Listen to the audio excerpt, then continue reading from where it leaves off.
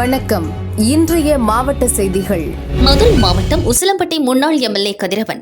இவர் forward black கட்சியின் தேசிய துணைத் தலைவராக உள்ளார். தஞ்சாவூரில் கட்சியினர் விழாவில் பங்கேற்று நத்தம் வழியாக காரில் வந்தார். நத்தம் வேம்பரளி அருகே உள்ள சுங்கச்சாவடியில் டோல்கேட் ஊழியர்கள் கட்டணம் கேட்டனர். நான் முன்னாள் எம்எல்ஏ என்பதால் அனுமதிக்க வேண்டும் என தெரிவித்துள்ளார். பணம் கொடுத்தால்தான் அனுமதிக்க முடியும் என ஊழியர்கள் கரார் காட்டினர்.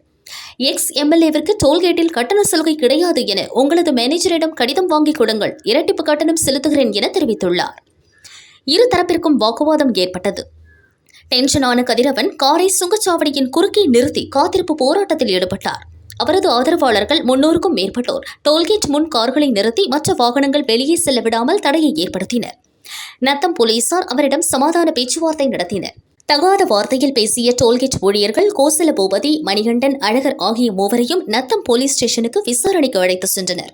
இதனால் 3 மணி நேரத்திற்கும் மேலாக போக்குவரத்து பாதிப்பு ஏற்பட்டது.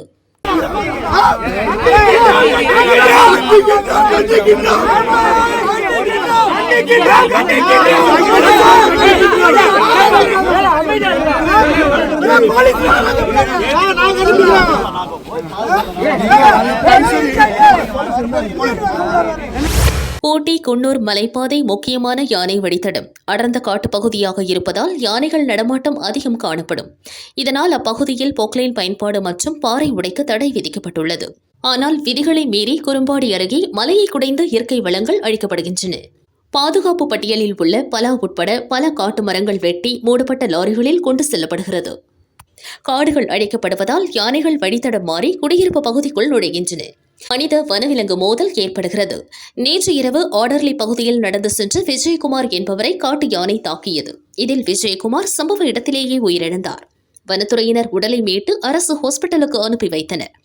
உயிரிழந்த விஜயகுமாரின் குடும்பத்திற்கு அரசு சார்பில் முதல் கட்டமாக 50,000 ரூபாய் வழங்கப்பட்டது.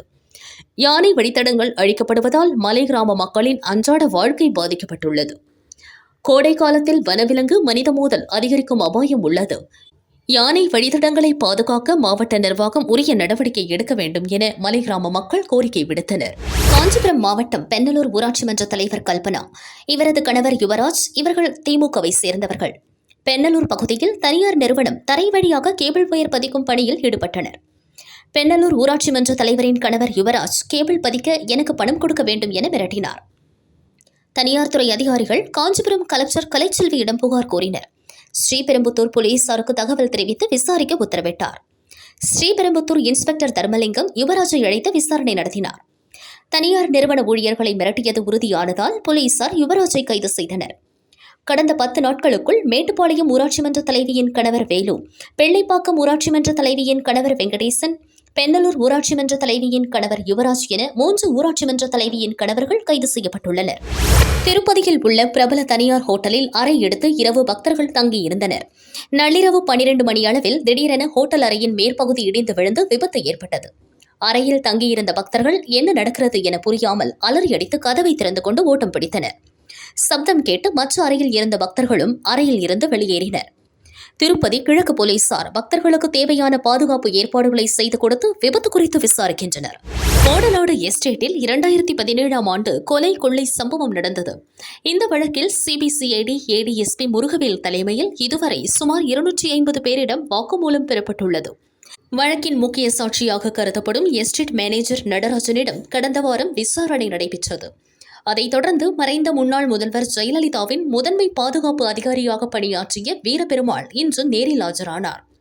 காந்திபுரம் சிபிசிஐடி ஆபீஸில் சுமார் 3 மணி நேரம் தொடர் விசாரணை நடைபெறுகிறது. விசாரணை அதிகாரி கேட்ட கேள்விகளுக்கு தகுந்த பதில் சொல்லிட்டு இப்போ லாஸ்ட் ஏதோ அந்த மெசேஜ் ஒன்று அனுப்புனாங்க அப்படிங்கிற மாதிரி அது தெரியல. அது விசாரணை அதிகாரிட்டு தான் நீங்க கேட்கணும். என்னுடைய பாட்டில் நான் சொல்ல வேண்டிய பதில சொல்லியிருக்கேன். இந்த வழக்கு எப்படி பார்க்குறீங்க? கிட்டத்தட்ட வழக்கு பற்றி எனக்கு ஐடியா இல்லை. ஏன்னா நான் ஒரு பார்ட், அவங்க விசாரணையில் நான் ஒரு ஆள். அப்போ விசாரணை அதிகாரிகளுக்கு தான் முழுசாக தெரியும், மொழி எனக்கு தெரியாது. நீங்கள் இந்த பாதுகாப்பு அதிகாரி எந்த வருஷத்துலேருந்து எந்த வருஷம் வரைக்கும்?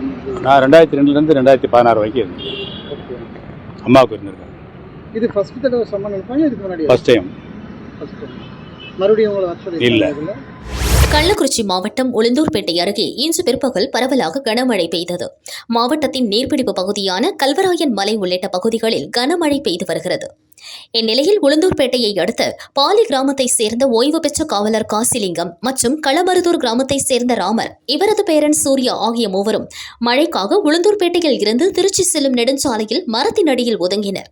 அப்போது மின்னல் மற்றும் இடி தாக்கி ஓய்வு பெற்ற போலீஸ்காரர் காசிலிங்கம் மற்றும் ராமர் ஆகியோர் அதே இடத்தில் இறந்தனர்.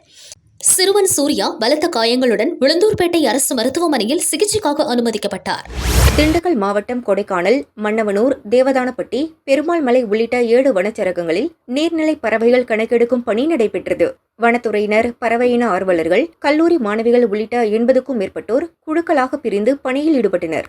நட்சத்திர ஏரி மற்றும் மனோரத்தினம் சோலை நீர்த்தேக்கத்தில் தாளைக்கோழி, முத்துக்குளிப்பான், மீன்குத்தி, bush chat, Nilgiri flycatcher, Indian white eye, pond heron, white throat kingfisher உள்ளிட்ட 10க்கும் மேற்பட்ட பறவைகள் காணப்பட்டன.